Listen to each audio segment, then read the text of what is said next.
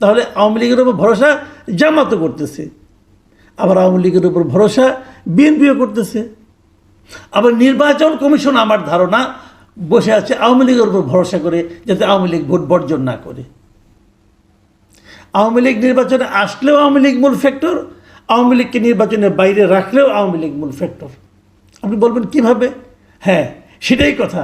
আওয়ামী লীগের উপর নির্ভর করবে নির্বাচনটা কেমন হবে।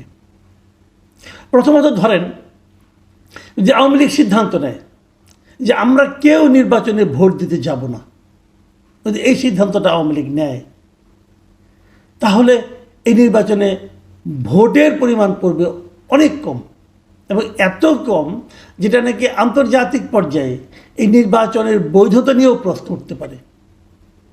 যদি আওয়ামী লীগ সিদ্ধান্ত নেয় যে আমরা ভোট দিতে যাব না, এবং যদি আওয়ামী লীগের কেউ ভোট দিতে না আসে, তাহলে এবং ভোট না দেওয়ার পক্ষে যদি আওয়ামী লীগ তেমন কোনো কিছু কিছু কার্যক্রম করে, তাহলে কিন্তু নির্বাচনের ভোটের উপস্থিতি নিয়ে একটা আশঙ্কা তৈরি হবে। আসসালামু আলাইকুম প্রিয় দর্শক, দুদিন আগে আপনারা দেখেছিলেন যে হিউম্যান রাইটস ওয়াচ তারা একটা প্রতিবেদন দিয়েছিল বাংলাদেশের মানবাধিকার পরিস্থিতি সম্পর্কে, এবং সেখানে তারা বলেছিল যে সন্ত্রাস দমন আইনের মাধ্যমে এই সরকার যেভাবে বিভিন্ন রাজনৈতিক দলকে নানাভাবে নিপীড়ন করছে, রাজনৈতিক নেতৃবৃন্দকে নিপীড়ন করছে, তারা সমালোচনা করেছিল। এবং রাজনৈতিক দল যারা নাকি সরকারের নিপীড়নের শিকার হচ্ছে বলে হিউম্যান রাইটস ওয়াচ বলেছিল, তাদের মধ্যে মূলত রাজনৈতিক দল হলো আওয়ামী লীগ। আওয়ামী লীগ সম্পর্কে তারা বলেছিল যে আওয়ামী লীগকে স্পেস দেওয়া উচিত। এবং সেই তাদের লেখাটা, তাদের সেই প্রতিবেদনটা শেষ হয়েছিল এভাবে যে হিউম্যান রাইটস ওয়াচের যে এশিয়া অঞ্চলের উপপরিচালক মীনাক্ষী গাঙ্গুলির একটা বক্তব্য দ্বারা। সেই বক্তব্যটা নিয়ে অনেক কথা বলেছেন। আমিও এর আগে কয়েকদিন আগে এটা নিয়ে আলোচনা করেছিলাম, এবং উনি কী বলেছিলেন সেটা আমি বাংলায় অনুবাদ করে বলেছিলাম। সেটা নিয়ে নানা রকম মানে আপনার বিতর্ক ঠিক বলবো না, অনেকে সন্দেহ পোষণ করেছিলেন যে আসলেই কি ইংরেজিতে উনি তাই বলেছিলেন। তো আমি ওটুকু ইংরেজিটা একটু পড়ে শোনাই আপনাদেরকে। তিনি বলেছিলেন যে the interim government should instead focus on creating conditions for safe and participatory elections. মানে মূল কথা হলো যে অন্তর্বর্তীকালীন সরকারের এই সমস্ত টর্চার যেগুলো আছে, এগুলো এই যে এন্টি টেররিজম ল এটসেট্রা, এগুলো না করে বরং তাদের অধিকতর মনোযোগ দেওয়া উচিত কিসে? একটা নিরাপদ ও অংশগ্রহণমূলক নির্বাচনের পরিবেশ তৈরি করার জন্য। মাথায় রাখবেন, পার্টিসিপেটরি ইলেকশন, এই কথাটা কিন্তু ওনারা বলেছিলেন। এখন পার্টিসিপেটরি ইলেকশন আপনি কীভাবে করবেন? যদি যেই নির্বাচনে আওয়ামী লীগ ইলেকশন করতে পারবে না, এটা এখন মোটামুটি বোঝাই যাচ্ছে তারা আওয়ামী লীগকে নির্বাচন করতে দেবে না, আওয়ামী লীগকে নির্বাচনের বাইরে রাখবে। মানে ব্যালটের পেপারে আপনি যখন ভোট দিতে যাবেন, সেখানে নৌকা মার্কার কোনো প্রতীক থাকবে না। এবং আজকে আমি যেটা দেখলাম যে জাতীয় পার্টির একটা সমাবেশ ছিল, সেটাকেও কিন্তু পুলিশ ভেঙে দিয়েছে। কাজে আমার সন্দেহ হচ্ছে যে লাঙ্গল মার্কাও হয়তো থাকবে না। তো নৌকা মার্কা থাকবে না, লাঙ্গল মার্কা থাকবে না, তারপর আপনি একটা ইতিহাসের সর্বশ্রেষ্ঠ নির্বাচন করে ফেলবেন। সেই নির্বাচন কিভাবে পার্টিসিপেটরি হবে এটা বলা বড় কঠিন। কিন্তু হিউম্যান রাইটস ওয়াচ যত কিছুই বলুক না কেন, এবং উনি কেবল হিউম্যান রাইটস ওয়াচ কেন, আরও 20টা আন্তর্জাতিক সংগঠন যতই অন্তর্ভুক্তমূলক অংশগ্রহণমূলক নির্বাচনের কথা বলুক না কেন, যতই বলুক, আলটিমেটলি আওয়ামী লীগ নির্বাচনে সম্ভবত আমার যতটুকু উপলব্ধি হচ্ছে এই সরকারের কর্মকাণ্ড দেখে হয়তো আগামী নির্বাচনে আওয়ামী লীগ থাকছে না। যদি আওয়ামী লীগ না থাকে তাহলে নির্বাচনটা কেমন হবে? আসলে আমার আজকের আলোচনার প্রতিপাদ্য বিষয় হলো এটাই যে আওয়ামী লীগ নির্বাচনে থাকবে না, তাহলে নির্বাচনটা কেমন হবে? তাহলে কার সঙ্গে কার প্রতিদ্বন্দ্বিতা হবে? আপনারা হয়তো সবাই বলবেন কেন বিএনপি এবং জামাত ইসলামের প্রতিদ্বন্দ্বিতা হবে। আমি যদি বিষয়টাকে ঘুরিয়ে বলি, একটা কথা ভাবুন তো, এই বাংলাদেশে যে কোনো পরিস্থিতিতে যদি নির্বাচন হয়, এখনকার বাস্তবতায় জামাত কিন্তু প্রতিদ্বন্দ্বিতা থাকার মতো কোনো দল না।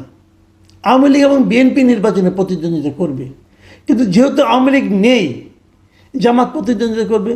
এবং ইন্টারেস্টিংলি জামাত এখন মনেও করে, জামাতের অনেক নেতৃবৃন্দকে আমি বলতে শুনেছি, ভাবতে শুনেছি, তাদের সঙ্গে আমি আপনার অফ রেকর্ডে কথা বলার সময় শুনেছি, ওনারা আশা করছে ওনারা কিন্তু নির্বাচনে বিজয়ী হয়ে ক্ষমতায় আসতে পারেন। কিসের উপর ভিত্তি করে তারা ক্ষমতায় আসতে চাচ্ছেন? তাদের এই হিসাবটা কি একেবারেই হাস্যকর? তারা কি কল্পনার জগতে আছেন?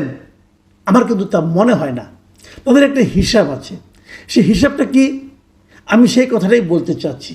সেই হিসাবটা হলো, আমার বিবেচনায় আওয়ামী লীগ বলেন, জাতীয় পার্টি বলেন, এরা যদি নির্বাচনের বাইরেও থাকে, তারপরেও আসন্ন যে নির্বাচনটা হবে সেই নির্বাচনে আমার বিবেচনায় মূল ফ্যাক্টর হবে আওয়ামী লীগ।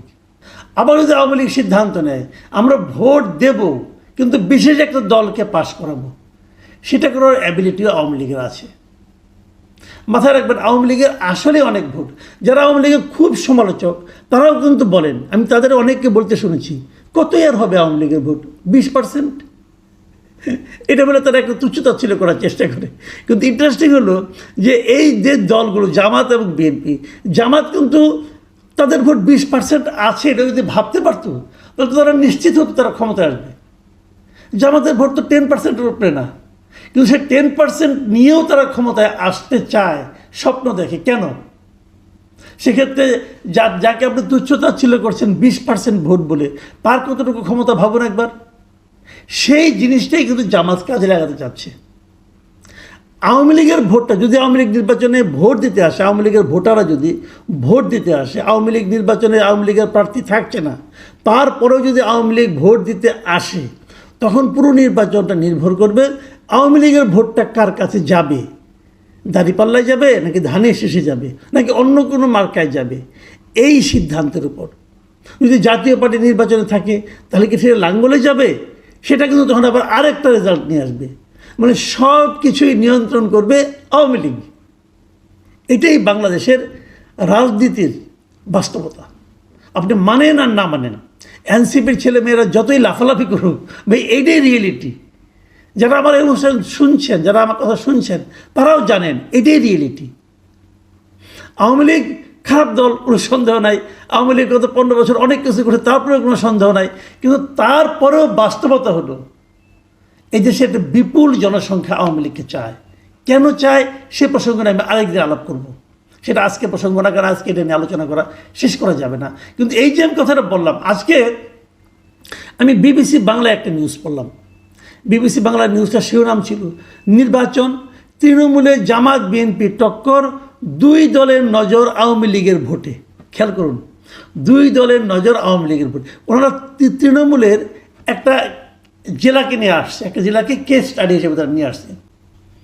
ইন্টারেস্টিং বাংলাদেশের ডেমোক্রেসি, বাংলাদেশের ইলেকশন সিস্টেম। প্রিয় দর্শক, আমার মনে হয় এই অভিনব যে আপনার যে একটা অবস্থা, এটা নিয়ে মনে হয় আন্তর্জাতিক পর্যায়ে যারা নাকি রাজনীতি নিয়ে গবেষণা করেন তাদের জন্য খুব চমৎকার একটা সাবজেক্ট হতে পারে।